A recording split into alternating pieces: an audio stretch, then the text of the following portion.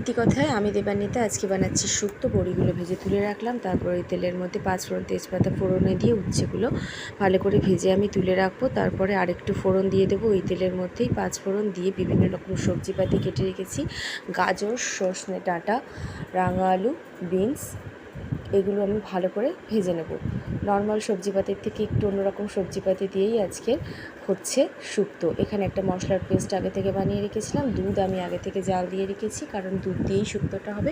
মশলাটার মধ্যে ছিল রাঁধুনি, আদা আর সর্ষে, এই মশলা আর নুন দিয়েছিলাম। হলুদ আমি দেবো না শুক্তো।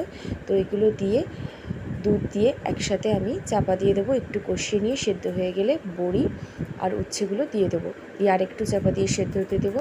তারপরে এখানে চিনি আর বেশ কিছুটা পরিমাণ ঘি মিশিয়ে দিলেই কিন্তু রেডি হয়ে যাবে একদম টেস্টি অনুষ্ঠান বাড়ির মতো শুক্তো।